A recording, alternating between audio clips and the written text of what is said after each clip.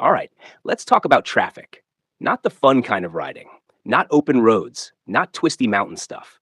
I'm talking about real world traffic, cars everywhere, lights changing, people on phones, everyone in a hurry. And this is where beginner riders mess up the most. Not because they're dumb, not because they're reckless, but because no one really explains how different traffic feels on a motorcycle. I'm Matthew. This is Autozium, and today we're breaking down 8 stupid traffic mistakes every beginner rider makes. And yeah, I made most of these myself when I started, some of them more than once. If you're new, or even if you've been riding a while and traffic still makes you tense, listen closely. Let's get into it. Mistake number 1: riding like you're invisible, but not acting like it.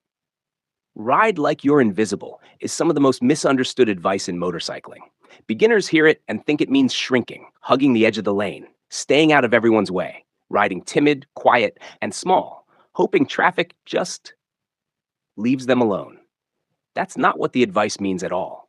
Riding like you're invisible is a mental assumption, not a physical behavior. It means you assume drivers might not see you, so you ride in a way that protects you if they don't. But beginners flip it around. They ride as if being less visible is safer. In traffic, that's a mistake.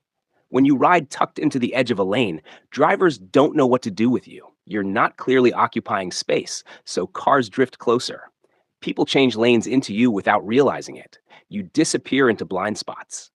Good riders ride predictably and visibly. They choose lane positions where they're clearly in mirrors. They sit where headlights hit them. They move within the lane to stay out of blind spots, not into them. Visibility isn't about bright gear alone. It's about where you place the bike. Another issue beginners run into is hesitation. They slow down when they shouldn't. They coast next to cars instead of passing or dropping back. That uncertainty makes drivers nervous, and nervous drivers do dumb things. Confidence doesn't mean aggression. It means clarity. When you commit to a lane position, traffic understands you. When you float indecisively, traffic ignores you. Ride like you're invisible in your expectations, but ride like you matter in your positioning. Traffic is not polite. It responds to presence, and motorcycles need presence to survive. Mistake number 2: staring at the car in front like it's the only thing that exists. This is one of the fastest ways to get surprised in traffic. Beginner riders fixate brake lights, bumpers, license plates. They lock their eyes on the car directly ahead and treat it like the entire world. Meanwhile, traffic is already warning them something bad is about to happen, 3 cars up. When you only watch the car in front, you react late. Every stop feels sudden. Every slowdown feels aggressive. And when things go wrong, panic kicks in because you didn't see it coming. Experienced riders read traffic layers. They look through the car ahead. They watch brake lights far up the line. They scan side streets. They notice gaps closing and speeds changing before anything actually happens. Traffic telegraphs its mistakes early. Most riders just aren't looking far enough to read them. There's also a spacing issue here. Fixating on the car ahead usually means following too closely.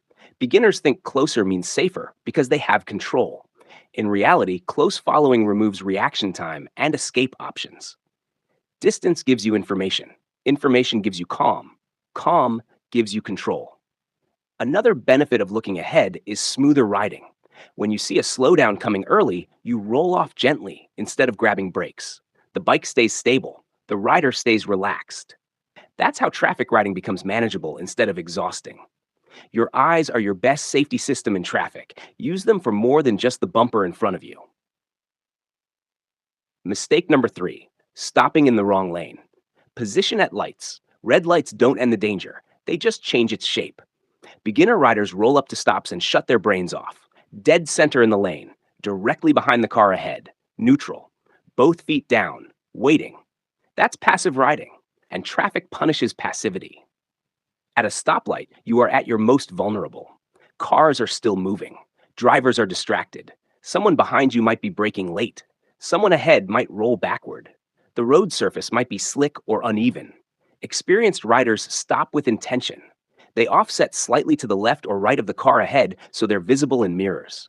They leave space. They keep the bike in gear. They watch their mirrors. Most importantly, they leave an escape route.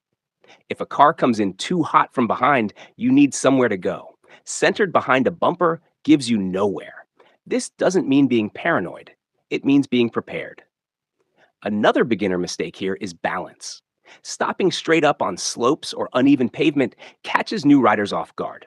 A slight lean combined with poor footing is how low speed drops happen. By offsetting your stop and planning your foot placement, you eliminate surprises. A red light is not a rest, it's a pause. And how you pause matters. Mistake number 4, rushing intersections. Intersections are where confidence kills riders. Beginners treat them like obstacles, something to get through quickly so they can relax again. Green light, go. Yellow, rush. Oncoming car hesitating, hope. That mindset is dangerous. Intersections are chaos zones, multiple directions, conflicting intentions, confused drivers, late decisions. Experienced riders slow their thinking down, even when their speed stays normal. They scan left and right. They watch wheels, not faces. They assume someone might turn late or run the light. They don't trust turn signals blindly. A green light doesn't mean it's safe. It means it's your turn to check. Rushing through intersections removes your margin for error. If something unexpected happens, you're already committed and out of options. Managing an intersection means being mentally ahead of it. You enter with awareness, not urgency. You don't sprint through danger. You move through it deliberately. Calm riders live longer at intersections. Mistake number 5, overusing the front brake in slow traffic. This one catches beginners off guard because it feels logical. Front brake stops the bike best. Front brake is powerful. Front brake feels safe. At speed, that's true. In slow traffic, it's a problem. At low speeds, the front brake changes the bike's geometry instantly. The fork dives, the steering tightens, and balance becomes fragile. That's why slow speed braking with the front feels abrupt and twitchy. Beginners rely on it anyway because they haven't built trust in clutch control and rear brake use yet. So every little slowdown becomes a front brake grab. And that's how wobbles start. The bike dips, the bars feel heavy, the rider stiffens, a foot comes out late. Sometimes it ends in embarrassment. Sometimes it ends on the ground. In stop-and-go traffic, smoothness matters more than stopping power. A little throttle, clutch control, and light rear brake create stability. The rear brake settles the chassis instead of upsetting it. This doesn't mean never use the front brake. It means don't make it your default answer at walking speed. Good riders separate their controls. Throttle for stability, clutch for speed, rear brake for smooth control. When you rely on those tools, the bike stays calm. Your balance improves. Traffic stops feeling like a tightrope walk. Slow traffic is not about force, it's about finesse. Mistake number 6, riding tense and calling it being careful. You can spot a tense rider instantly. Locked arms, shrugged shoulders, white knuckle grip, shallow breathing. Beginners often think this is focus. That tension equals control. It doesn't. Tension blocks feedback. It makes steering jerky, throttle control sloppy, and balance unpredictable. When traffic does something unexpected, a tense rider reacts late and harshly. Relaxation isn't laziness. It's readiness. Motorcycles respond best to light, calm inputs. Bent elbows act like suspension. Loose shoulders let the bike move underneath you. A relaxed grip lets the front end communicate instead of fight back. The irony is that tension often comes from trying too hard to be safe. You want to do everything right, so you lock up. Instead, think calm control.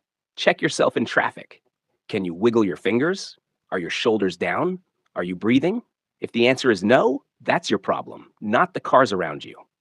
Confidence isn't stiff, it's flexible.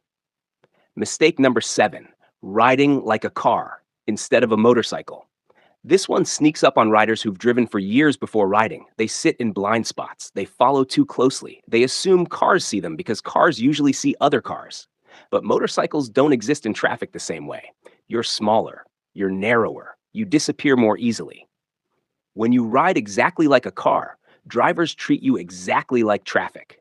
And that's when lane changes happen into your space. Motorcycles need space and angles. You want buffers, you want escape routes, you want to avoid hanging out next to vehicles. Good riders pass decisively or fall back.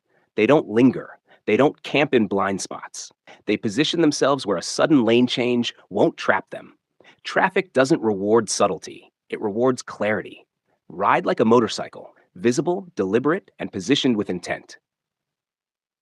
Mistake number 8, assuming mistakes only happen to other people. This one is uncomfortable and necessary. Every beginner thinks crashes happen because someone else messed up.